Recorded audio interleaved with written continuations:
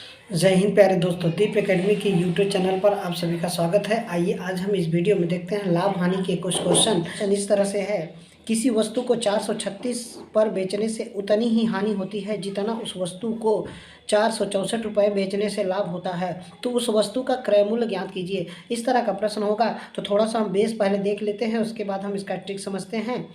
तो वस्तु का सीपी जो मानेंगे, कितना सीपी मानेंगे हम, 100 रुपया। अब कह रहा है कि वस्तु को 436 में बेचने से हानि होता है। तो हानि कब होता है? यहाँ हानि और ये लाभ की बात कर रहा है। तो हानि कब होगा? जब हम सीपी में से, क्रय मूल्य में से हम किसको घटाएंगे? विक्रय मूल्य को घटाएंगे तो हानि होगा।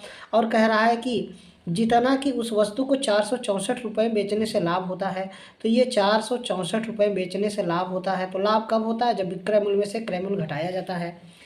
तो क्या करेंगे, x को इस तरफ लाएंगे तो 2x हो जाएगा, और इसको उधर ले जाएंगे तो 464 में कितना जोड़ना है? 436 को जोड़ेंगे। तो ये जोड़ेंगे तो आपका आ जाएगा कितना? 900 आ जाएगा। 900 में हम भाग लगाएंगे किससे? 900 में 2 से भाग लगाएंगे तो x बराबर जो हमारा आ जाएगा 450 आ जाएगा। 450 हमारा कास्ट प्राइस आ जाएगा। तो 450 हमारा क्या आ जाएगा? कास्ट प्राइस आ जाएगा। तो इस तरह का प्रश्न होगा तो हम क्या करना है कि किसी वस्तु को 436 में बेचने से उतनी ही हानि होती है जितना उस वस्तु को 464 में बेचने से लाभ होता है। तो हमको क्या करना है कि अगर कास्ट प्राइस पूछ रहा है तो दोनों को जोड़कर 2 का भाग कर देना है, अर्थात 436 में 464 को जोड़कर 2 से भाग लगाएंगे। ये हम जोड़ेंगे तो 900 आ जाएगा। 2 का भाग लगाए जाएंगे तो हमारा 450 आंसर आ जाएगा। इस तरह का प्रश्न होगा। तो विकल्प आपका कौन सा सही हो जाएगा? तीसरा विकल्प आपका सही हो जाएगा।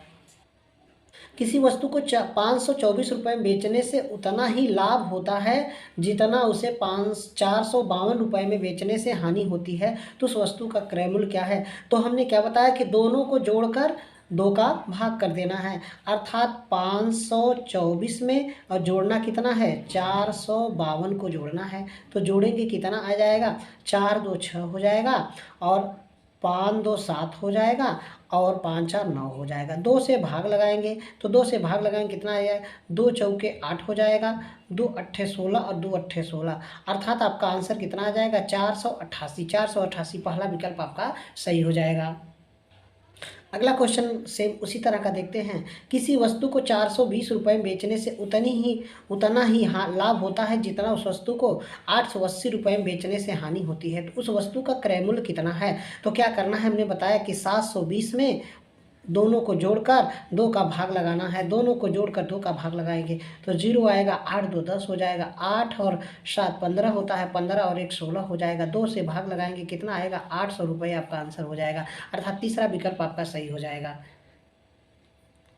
दूसरे टाइप का क्वेश्चन देखते हैं। एक वस्तु को 54 रुपये में बेचने से उतना लाभ प्राप्त होता है, उससे दोगुना लाभ 58 रुपये में बेचने से होता है, तो उस वस्तु का क्रय मूल्य ज्ञात कीजिए। इस तरह का प्रश्न होगा। तो सीपी अगर हम मानेंगे 100 रुपया, तो लाभ हमको कितना होगा? 54 में से x घटाएंगे।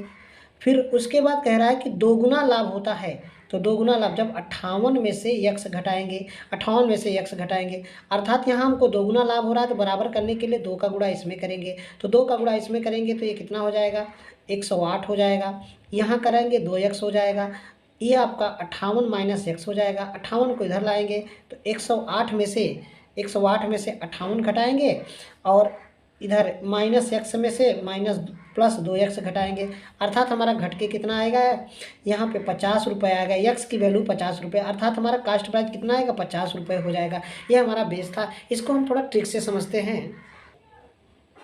तो एक वस्तु को 54 रुपये में बेचने से, अर्थात हमारा यहाँ पे सीपी होगा। जब इसे हम 54 रुपये में बेच रहे हैं तो हमें लाभ जो होता है, जब इसको हम 58 रुपये में बेचने से दोगुना लाभ होता है। यहाँ 1 का लाभ होता है तो यहाँ 2 का लाभ होता है, अर्थात यहाँ इन दोनों में अंतर कितना ज़्यादा है? 4 का।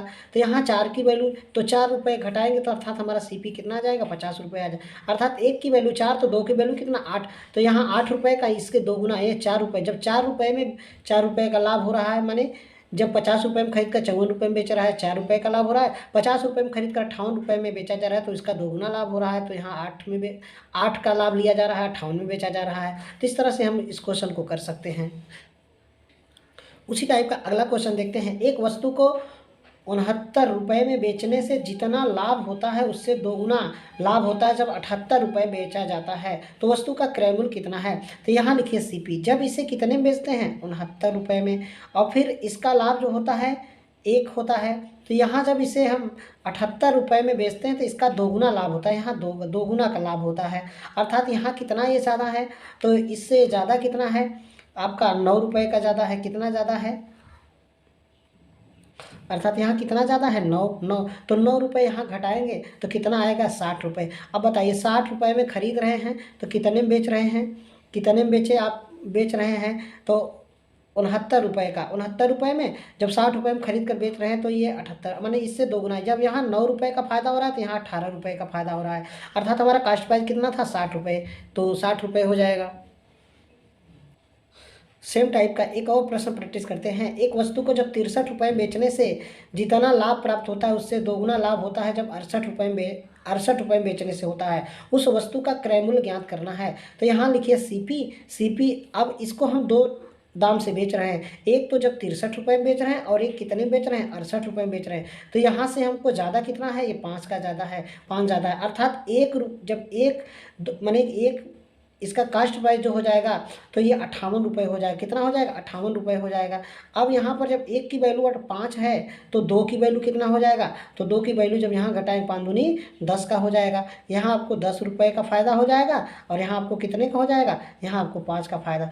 जब 58 रुपये में खरीद रहे हैं तो 63 रुपये में बेच रहे हैं तो 5 रुपये का फ़ायदा ले रहे हैं। जब 58 रुपये में खरीद कर 68 रुपये में बेच रहे हैं तो 10 रुपये का फ़ायदा, दोगुना लाभ हो रहा है। तो इस तरह के प्रश्नों को हम ऐसे भी क्वेश्चन कर सकते हैं। ठीक, बाकी तो आपको बेस भी बताया गया है। वीडियो पसंद आए तो लाइक करिएगा और सब्सक्राइब करिएगा।